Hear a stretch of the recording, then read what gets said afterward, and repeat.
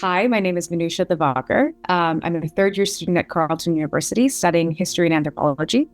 And I spent a summer in Jerusalem at the Hebrew University of Jerusalem.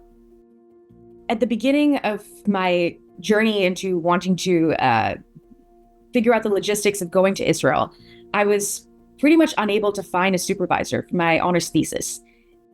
It felt like no one wanted to touch this topic because it was too rife with controversy. And I was given the impression that there were several departments within the university that had this silent boycott of anything to do with Israeli academics. And I had to go out of my way to try and find an academic, a professor that would take me on as a student. The very first day I walked into the old city and went to the Western Wall, it was the feeling of understanding how much history there was there. It made me feel like I was at home. I did not expect to receive the hostility that I did from both my peers and professors. I had assumed that, as students, as scholars, you are encouraged to go and learn objectively both narratives of the story. And yet the backlash that I received was about the mere association to Israel, the mere association to any Israeli academic institutions, because there was this sense that there was a sort of de facto boycott that was going on across campuses of academic institutions, especially in Israel. So it was certainly disturbing to see that. That as a non-Jew, I was relegated to the realm of persona non grata for just going there. The impact of the scholarship was remarkable. I was able to go to Jerusalem and spend time for both my research purposes and for attending the course, which was absolutely invaluable. And I could not have done it without the scholarship. So I'm very grateful for that.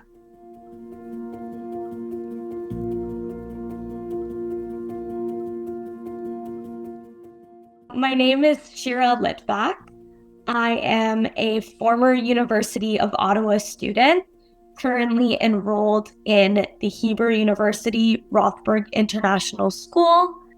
Unfortunately, I had always experienced anti-Semitism within my university career, all the way from 2021 up until October 7th and beyond.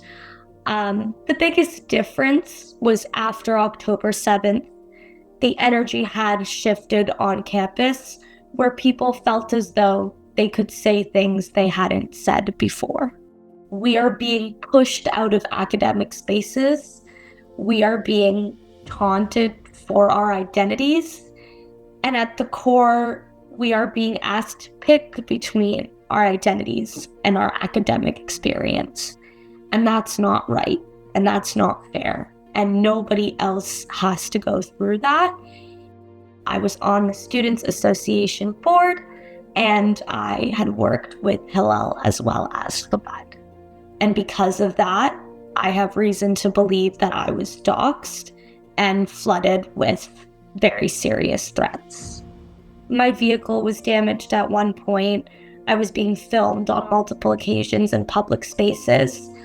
And I was concerned for my safety in a serious, very serious manner.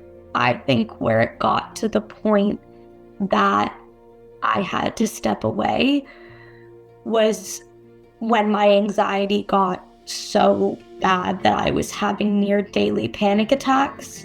I was not able to go onto campus because I was worried about being followed or filmed. I sat down with my parents and my sisters, and I was crying, and I said, I don't know what to do. I need to be in Israel. I need to be with my people, but I also need to go back to school.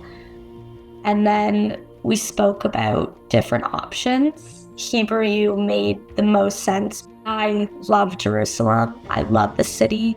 I love the people. I love the land. And so I applied. So I initially connected with Mariah, who is an incredible human being, and I told her the first thing: it is not financially realistic for me to go. And I'll never forget, she looked at me dead in the eyes and she said, finances are going to be the last thing you have to worry about. When I left the university, I began working at a Jewish community center, and I began working in advocacy work. I went to different rallies in Toronto, in Washington, in New York. I spoke at Queen's Park, at different synagogues and more. And I tried really hard to make something out of nothing and to show my peers that we are one. We are one nation, we are one family, and all we can do is get through this together. Thank you so much for the financial support, for the scholarships. The assistance that I'm getting is going to allow me to make an even further difference in this world, and that's all I could ever want. Without this financial assistance, I would not have been able to fulfill my dreams, and I am truly grateful for this life-changing opportunity.